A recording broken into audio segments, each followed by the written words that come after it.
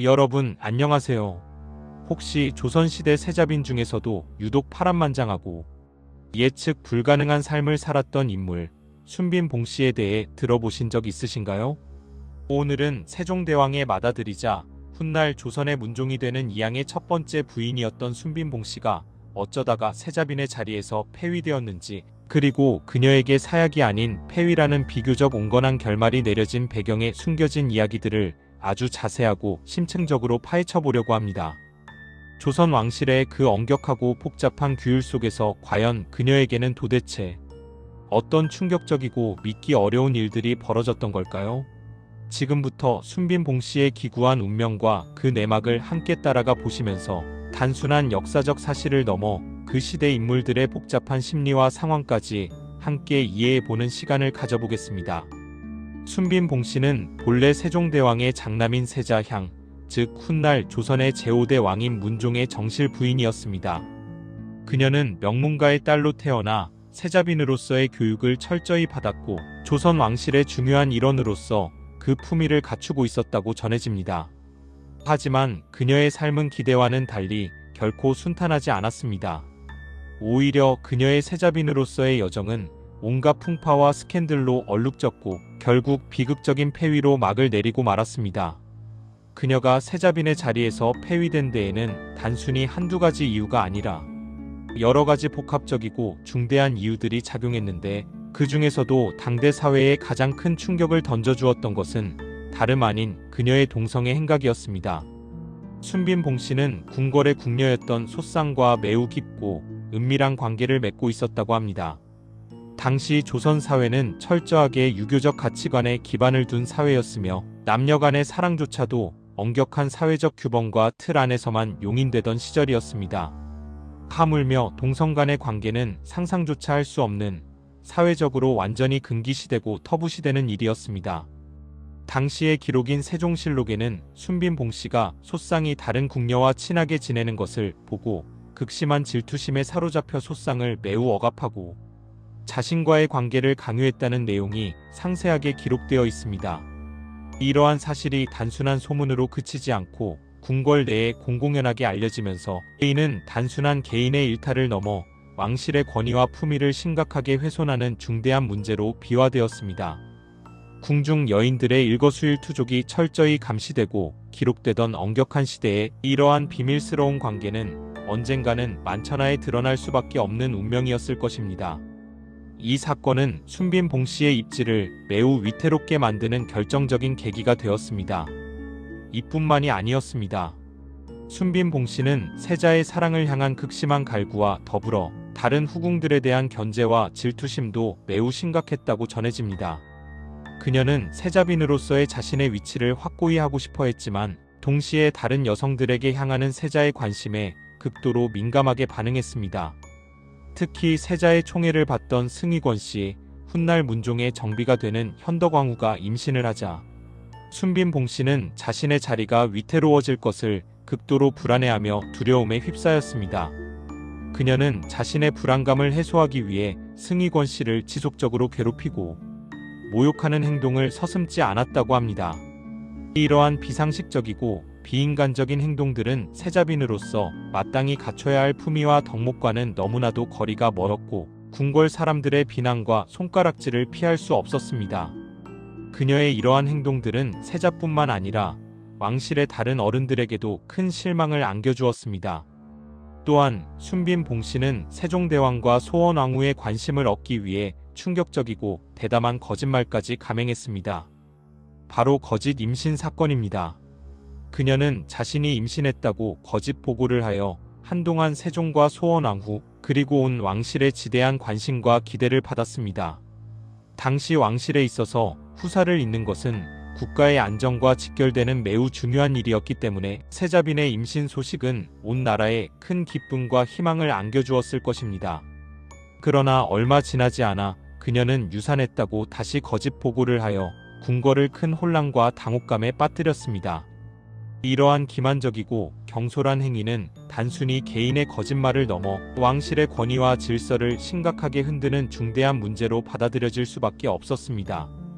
왕실의 어른들을 속이고 나라의 중요한 대사를 농락한 행위는 결코 용납될 수 없는 일이었습니다. 세자와의 관계 또한 순빈 봉씨의 폐위에 결정적인 영향을 미쳤습니다. 순빈 봉씨와 세자는 서로에게 깊은 정을 주지 못했고 그들의 부부 관계는 처음부터 원만하지 못했습니다.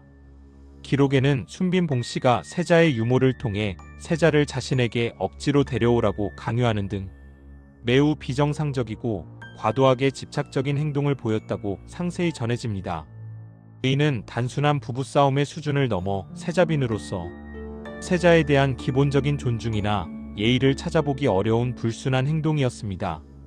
이러한 일방적이고 강압적인 행동들은 세자의 마음을 더욱 멀어지게 만들었고 둘 사이의 감정적인 골은 시간이 갈수록 더욱 깊어져 회복 불가능한 지경에 이르렀습니다. 세자가 점차 그녀를 멀리하게 된 것은 당연한 결과였을 것입니다.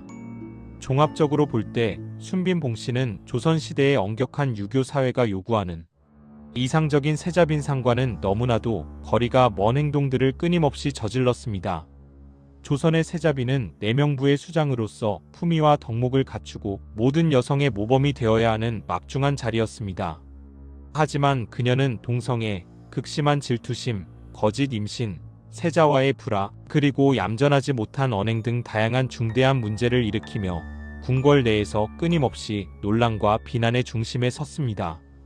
이러한 일련의 사건들은 세종대왕과 소원왕후에게 크나큰 실망감과 좌절감을 안겨주었고 결국 세자빈으로서의 자격을 박탈당할 수밖에 없는 결정적인 이유가 되었습니다.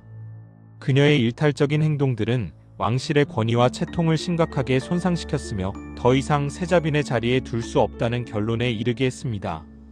결국 세종대왕은 순빈 봉씨를 폐위하기로 결단합니다. 이는 단순히 한 개인의 문제가 아니라 조선 왕실의 위엄과 질서를 유지하기 위한 고뇌에 찬 불가피한 선택이었을 것입니다. 세종대왕은 여러 대신들과 심사숙고한 끝에 순빈 봉씨를 세자빈의 자리에서 물러나게 하고 궁궐에서 쫓아냈습니다. 이로 인해 그녀의 아버지인 복녀 역시 딸의 잘못으로 인해 관직을 삭탈당하고 큰 공경에 처하게 되었습니다. 하지만 놀랍게도 순빈 봉씨는 사약을 받지 않고 폐비되는 선에서 마무리되었습니다. 당시 왕실에서 중대한 죄를 지은 경우 특히 왕실의 품위를 손상시킨 죄인에게는 사약이 내려지는 일이 드물지 않았다는 점을 고려하면 순빈 봉씨가 폐위로 그쳤다는 것은 분명 매우 이례적이고 놀라운 일이었습니다. 그녀가 사약을 받지 않고 목숨을 부지할 수 있었던 정확하고 명확한 이유는 세종실록과 같은 역사 기록에 상세하게 남아있지는 않습니다만 몇 가지 합리적인 추측은 가능합니다.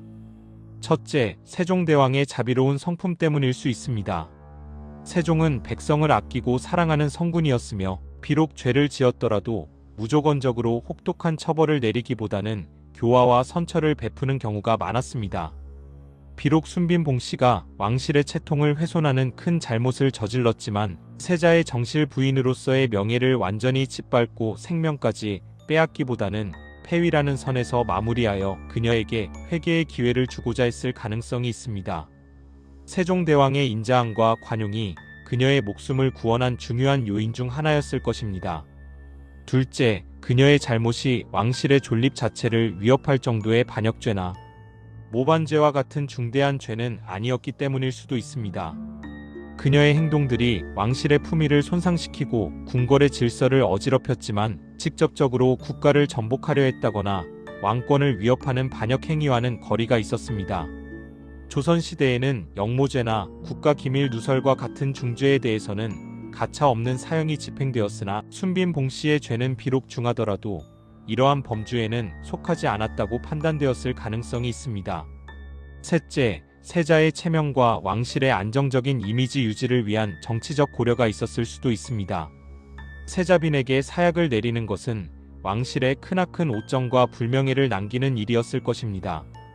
특히 세자가 아직 젊고 왕위 계승이 확고한 상황에서 그의 첫 번째 부인이 사약을 받았다는 사실은 향후 세자의 왕실 통치에도 부정적인 영향을 미칠 수 있었습니다. 따라서 폐위로 마무리하여 더 이상의 논란과 추문을 잠재우고 왕실의 명예를 최소한으로 지키고자 하는 정치적 판단이 작용했을 가능성이 매우 높습니다. 왕실의 안녕과 세자의 미래를 고려한 신중한 결정이었던 셈입니다. 이러한 복합적인 이유들이 작용하여 순빈 봉씨는 사형이라는 극단적인 처벌 대신 폐위라는 처분을 받고 목숨을 부지할 수 있었습니다. 그녀에게 사약이 아닌 폐위가 내려진 것은 어찌 보면 그녀에게 주어진 천운이라고 볼 수도 있습니다. 그녀는 비록 세자빈이라는 최고위직에서 내려와 모든 명예를 잃었지만 적어도 목숨은 부지하여 새로운 삶을 살아갈 기회를 얻었기 때문입니다. 이처럼 순빈 봉씨는 동성애 행각, 극심한 질투심, 거짓, 임신, 소동, 세자와의 불화 등 다양한 문제들을 일으켜 결국 폐위되었지만 사형이라는 극단적인 처벌을 당하지는 않았습니다. 그녀의 이야기는 조선 왕실의 엄격한 규율 속에서도 인간적인 욕망과 갈등, 그리고 그로 인한 파장이 어떻게 표출될 수 있었는지를 매우 생생하게 보여주는 흥미로운 사례라고 할 수 있습니다. 순빈 봉씨의 삶은 비록 불운하고 비극적으로 막을 내렸지만 그녀의 이야기는 오늘날 우리에게도 많은 생각할 거리를 안겨주는 중요한 역사적 사건으로 남아 있습니다. 이 비극적인 왕실 스토리는 단순한 궁중 암투를 넘어 한 여성의 욕망과 좌절, 그리고 그 시대의 사회적 규범과 개인의 자유가 어떻게 충돌하며 삶을 옥죄었는지를 깊이 있게 성찰하게 만듭니다. 순빈 봉씨의 사례를 통해 우리는 역사를 단편적인 사실로만 이해하는 것이 아니라 그 배경에 깔린 다양한 인간적인 요소들과 복잡한 사회적 맥락을 함께 고찰해 볼 필요가 있습니다. 그녀의 삶은 어쩌면 억압된 시대 속에서 자신의 본능과 욕망을 표출하려 했던 한 개인의 처절한 몸부림이었을지도 모릅니다. 감사합니다. 다음번에는 또 다른 흥미로운 역사 이야기로 찾아뵙겠습니다.